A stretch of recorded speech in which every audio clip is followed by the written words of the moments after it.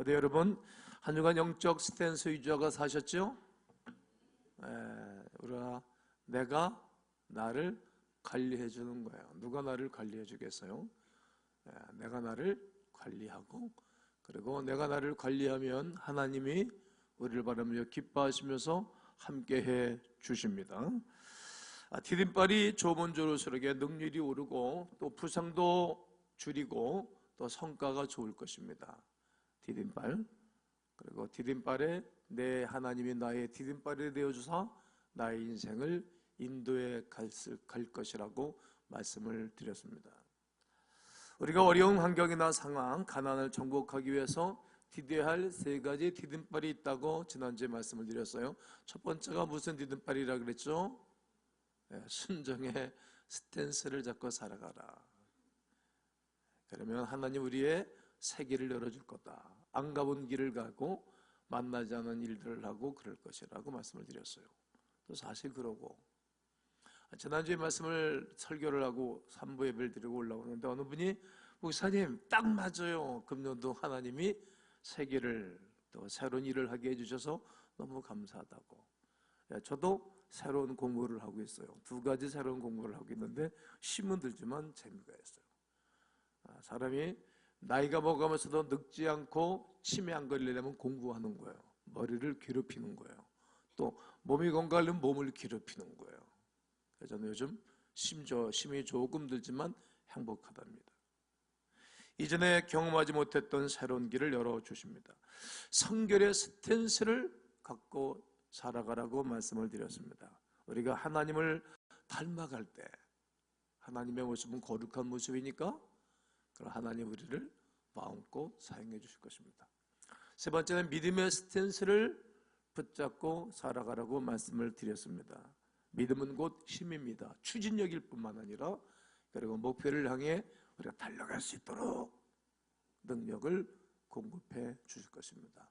오늘은 균형입니다. 따라해 보실까요? 균형 잘 잡고 사세요. 물론 우리의 삶 가운데 스킬이 중요하기는 합니다. 스킬과 능력은 설정된 목표를 유연하고 효율적으로 도달하게 만드는 굉장히 중요한 부분이기도 합니다. 하지만 그런 집중이 때로는 굉장히 기본적인 것을 놓치게 만듭니다. 베이컴을 다시 볼까요? 쭉 뻗은 팔을 한번 보십시오.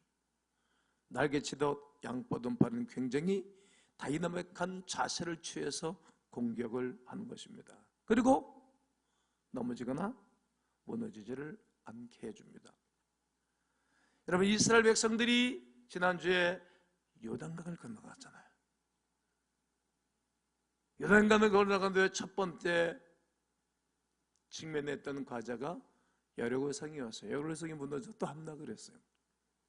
이들이 긴장이 풀려졌어요. 편회해서 행복했겠죠. 하나님이 나의 하나님, 우리와 동행한다.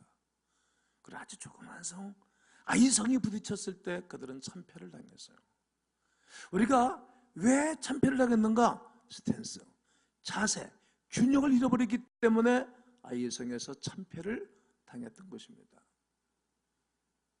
우리가 이 땅을 살아가면서 균형을 잃어버리면 아무것도 않는 일에 엄청난 손실을 갖게 되는 것입니다. 기본을 잃었기 때문에 그들은 실패한 것입니다. 균형을 잃었기 때문입니다.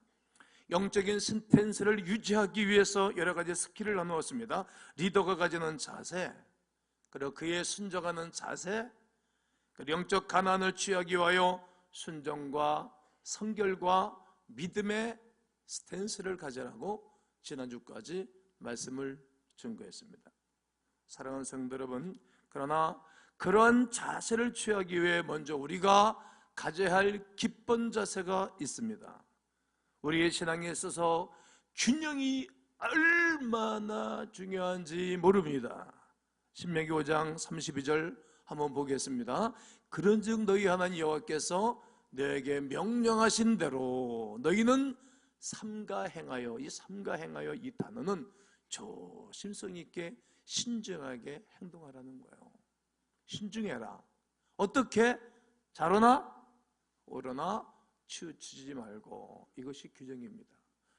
좀 아까 우리 집사님이 양쪽으로 한쪽으로 자충하면 넘어지는 거예요. 우돌하면 넘어지는 거예요. 자로나 그러나 지추지 말아라.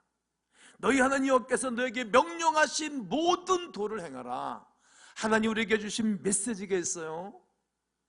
어떻게 보면 과제, 어젠다가 있다는 거예요. 명령하신 모든 도를 행해라. 그렇게 하면 너희가 뭐 할 것이고 살 것이고, 아멘입니까? 복이 너에게 있을 것이라. 할렐루야. 축복이 있을 거라는 거예요. 너희가 차지한 땅에서 너희 날이 길 거다. 너희가 가나안 땅에서 너희가 영광이 영원히 살 거다. 네 후손들이 힘을 가지고 이 땅을 살게 될 것이라는 말씀입니다. 하나님께서 모세에게 십계명이 새겨진 돌판을 주며 이스라엘 향해서 말씀하신 것입니다.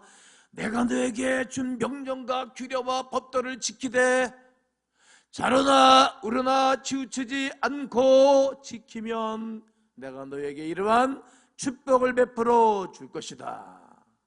이것이 하나님이 이스라엘 백성들에게 주신 명령이요 규례요 법도요 따라야 할 말씀입니다.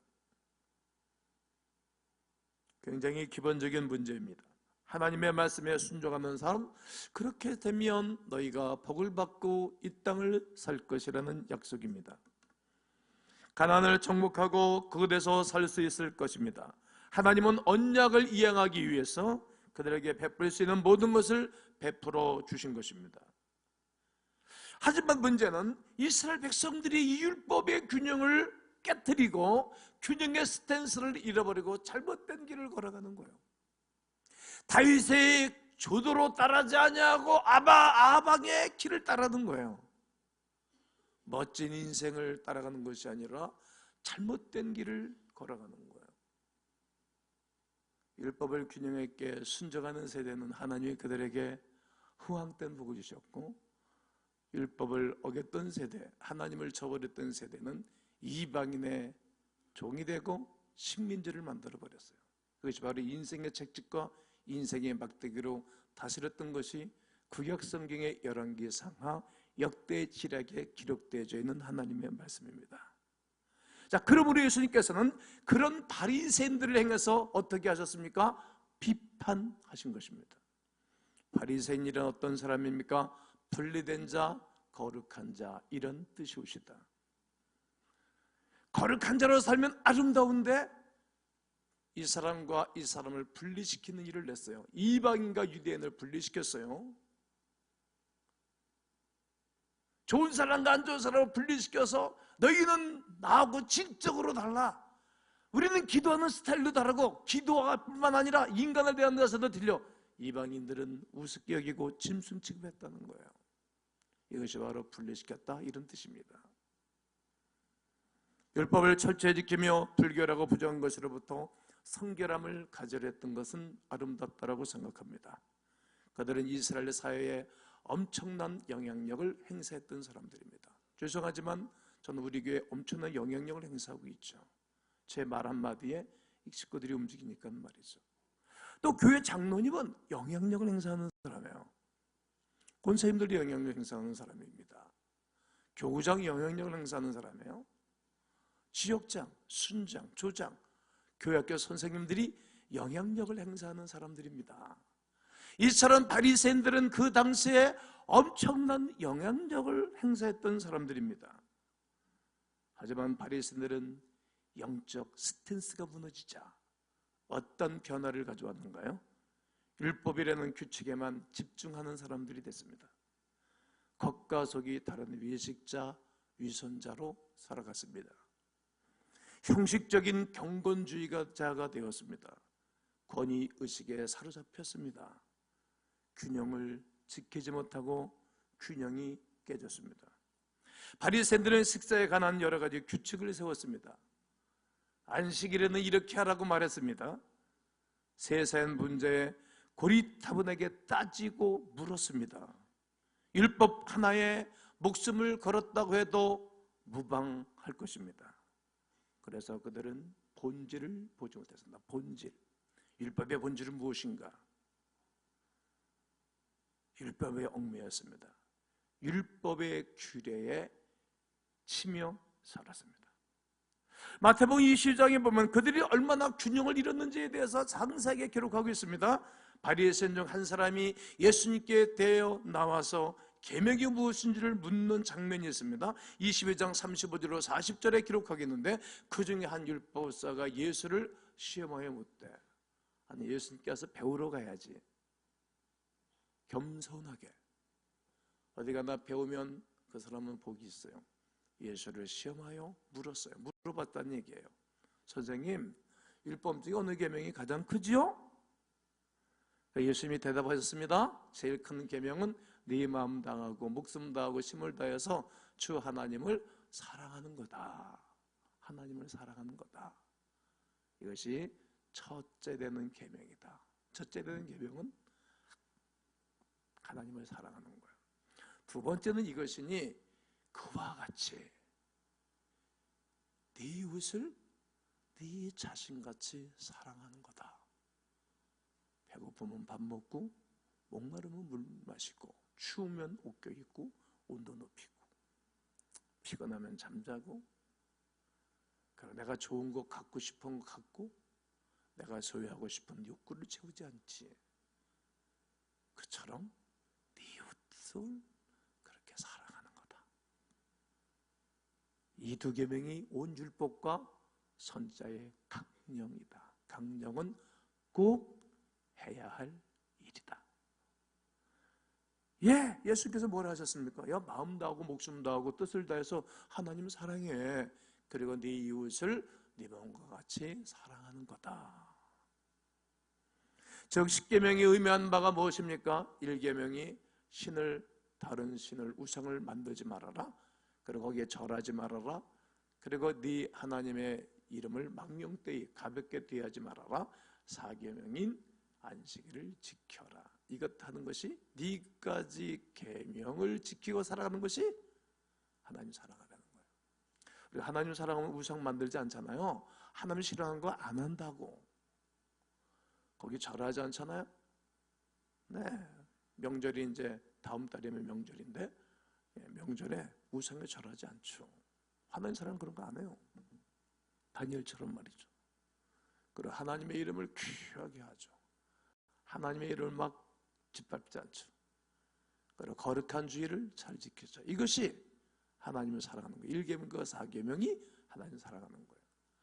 이웃을 네 몸같이 사랑한다. 부모님 공경하면 사랑하면 부모 잘 모시지.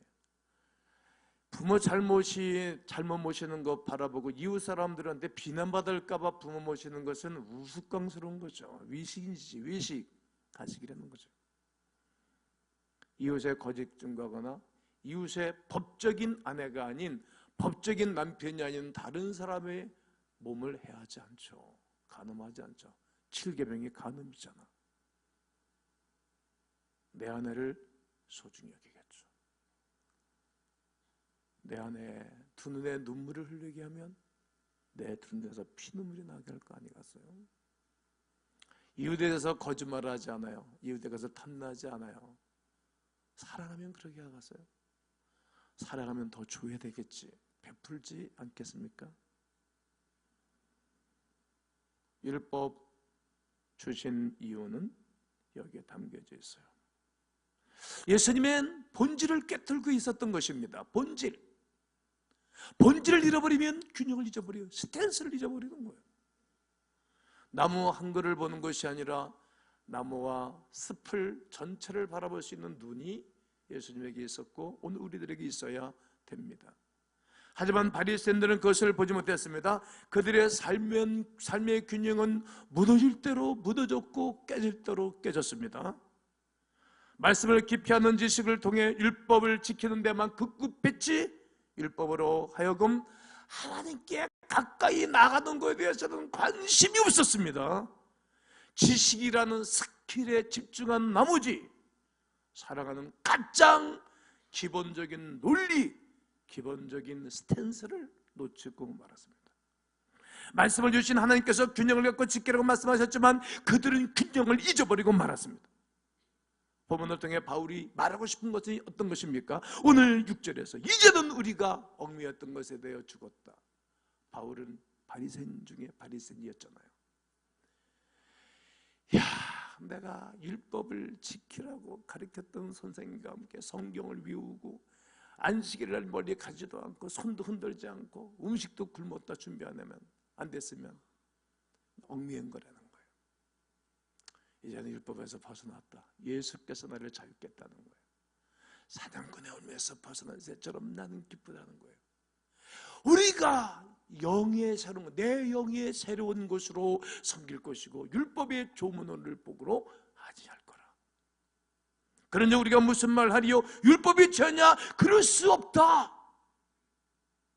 율법으로 말미암지 않고는 내가 죄를 알지 못했으니 곧 율법이 탐내지 말라 하셨기 때문에 탐냈던 내 영과 내 마음이 죄인인 줄을 알았다, 이런 말하는 거예요. 율법 때문에 이것이 죄인 줄을 알았다는 거예요. 죄인 줄을 알았다는 거예요. 그러니까 율법은 초동생과 같다는 거예요. 갈라디아서 3장 24절 25절에 보면 이같이 율법이 우리를 어디로? 그리스도께로 인도하는 초등교사가 됐다. 만약에 오늘 성경을 기록한다면 그때는 최하 이 교육기관이 초등학교였으니까 아마 요즘 성경을 기록하면 이렇게 기록했을 거예요. 이것이 율법이 우리를 그리스도께로 인도하는 어린이집 교사가 되어, 이렇게 기록했을 거예요. 어린이집. 이처럼 율법은 우리를 초등학교 교사가 되어서 어디로? 예수께로 인도한다는 것입니다.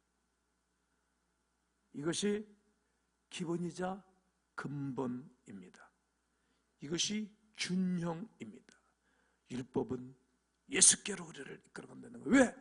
죄인 줄 알았으니까. 이 죄를 어디서 용서받겠어요?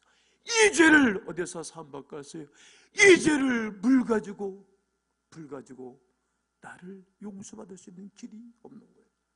이렇게 하나님이 주신 율법이 불완전하거나 잘못됐거나 나쁜 것이 아닙니다. 하나님이 주신 선물이자 축복이자 완전한 것이 율법입니다. 하지만 그것을 사용한 우리가 균형을 잃게 됨으로 말미암아 엄청난 문제를 갖게 된 것입니다. 마치 누구처럼? 바리새인처럼 말입니다. 하나님 우리에게 부여하신 권위와 하나님 우리에게 부여하신 권력과 하나님이 우리에게 부여하신 모든 것을 가지고 섬기라고 주신 것인지 고난을 행세해서 사람을 어렵게 하라고 주신 것은 아니라는 거예요. 그런데 바리새인들은 자기들이 주는 권위를 가지고 예수님을 시험할 정도니까 사람을 우습게 여기는 것은 얼마나 마음대로 하지 않겠어요? 여러분은 어떻습니까? 아버지로서 여러분 권위가 주어졌습니까? 어머니로서 권위가 주어졌습니까? 또 여러분 학교 선생님으로 권위가 주어졌습니까? 대통령으로 최고의 수장의 권위가 주어졌습니까? 교회에서 여러분들에게 부여하신 권위가 주어졌습니까? 그 권위를 가지고 권력을 행사하라고 주신 것이 아니라 섬기고 그리스도께서 나를 용서하시고 살아가신 것처럼 이 사랑을 증거하라고 주신 하나님의 은혜입니다. 로마서 7장 8절로 11절에서 바울이 이 위대한 사실을 깨닫고 이 성경을 기록하는 거예요. 그러나 죄가 기회를 따서 계명으로 말미암아 내 속에서 온갖 탐심을 이루었다. 이는 율법이 없으면 죄가 죽은 것이다. 저는 율법을 깨닫지 못했을 때 내가 살았는데 계명이 이름에 죄는 살아나고 나는 죽었다. 생명에 이르게 할 그 계명이 내게 대하여 도리어 사망에 이르게 하는 것이 되었도다. 죄가 기회를 따서 계명으로 말미암아 나를 속였다. 그것으로 나를 죽었는지라. 죄악이 오히려 율법과 계명을 역이용했다는 겁니다. 사단은 굉장히 교활하고 사단은 굉장히 영리합니다. 하나님이 주신 율법을 이용해서 죄악을 가지고 들어오고 그때 당시에 사람들을 우매하게 하고 우매할 뿐만 아니라 자기도 망하고 다른 사람들 어렵게 힘들게 했다는 겁니다. 그러면서 7장 5절에 우리가 육신에 있을 때는 율법으로 말미암은 죄의 정력이 우리 지체 중에 역사하여 우리로 사망을 위하여 열매를 맺게 했다. 여러분과 저를 통해서 생명의 열매를 맺게 해야지 사망의 열매를 맺게 했다는 거예요. 억울한 일이 아니겠습니까? 율법은 무엇이 죄인지 기준을 제시했지만 오히려 죄의 정력을 일으키게 했고 그것이 오히려 죄를 짓게 하는 일에 사용됐다는 거예요. 이처럼 성경을 잘못 깨달으면, 하나님을 잘못 알면 자기도 망하고 여러 사람들을 힘들게 하는 것입니다. 바로 이것이 우매, 영적인 우매함 가운데 오는 일입니다. 성도 여러분, 율법은 하나님 우리에게 주신 선물이라는 것을 꼭 기억하시기를 바랍니다. 우리가 지켜야 할 기본이자 균형임을 고백하셔야 될 것입니다. 오늘 본문에 바울은 이렇게 말합니다. 12절에서 다 함께 읽습니다. 이로 보건대 율법은 거룩하고 계명도 거룩하고 의로우며 선하도다. 율법은 여러분 거룩한 거예요. 율법은 의로운 거예요. 율법은 선한 것입니다. 왜 그런지 아십니까? 성도가 하나님께로 가지 못할 때, 왜? 죄 때문에 하나님과 우리 사이의 균형이 깨져버렸는데 이제 누구로 말미암아? 예수 그리스도께서 이 땅에 오심으로 말미암아 율법을 폐한 것이 아니라 율법을 세우신 예수께로 우리를 이끌어가는 겁니다. 로마서 마태복음 5장 17절 18절을 보면 내가 율법이나 선지자를 폐하러 온 줄로 생각하지 말아라. 예수님의 사랑을 말하면서 율법을 폐하러 온다고 생각하면 안 된다. 율법을 완전하게 하려 왔다. 진실로 너희에게 이르노니 천지가 없어지게 되는 율법의 1.1약이라도 없어지지 아니하고 이를 거라는 거야. 여기서 폐하다 이 말은 건축물의 파괴와 연관된 표현입니다. 그러니까 제도의 완전한 개편 또는 폐기라는 의미인데 우리 예수님이 땅에 오신 것은 율법을 폐기하러 오신 분이 아니라는 거예요. 오히려 완전케 하기 위해 오셨다는 겁니다. 완전케 하다 이 말은 플레오로, 따라해보세요. 플레오로. 이 말이 내 가득 채우다 이런 뜻입니다.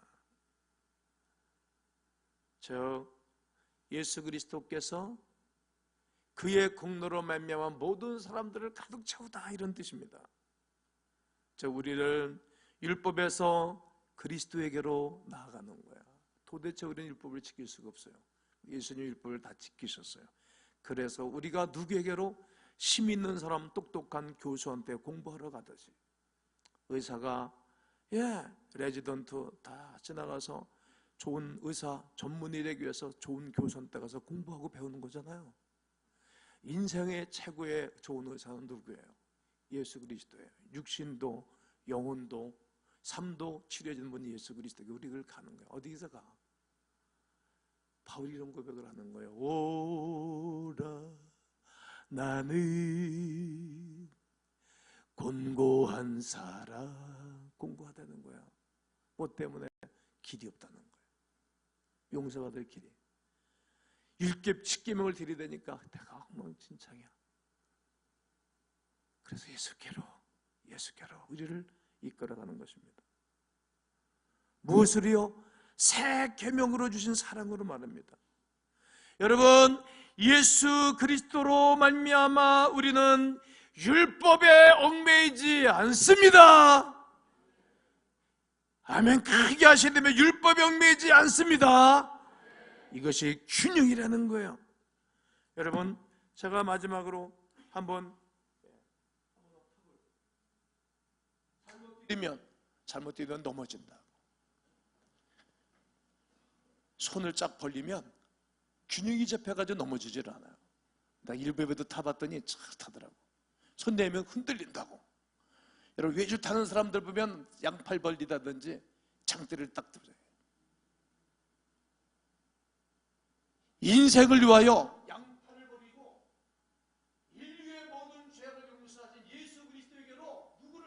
모든 사람들이 인도하는 거예요. 나는 온유하고 겸손하니 내게 와서 멍에를 메고 배우라고 말이죠. 주님과 함께 인생을 걸어가는 거예요. 흔들린다고. 우리가 이 땅을 사는 가운데 균형을 깨질 수가 있어요. 실수할 수 있어요. 그러나 나를 붙잡아 주시고 이끌어 주시는 그리스도 예수로 말미암아 균형을 잃지 않고 승리와 축복된 삶을 살아가시기를 주 예수의 이름으로 축원합니다.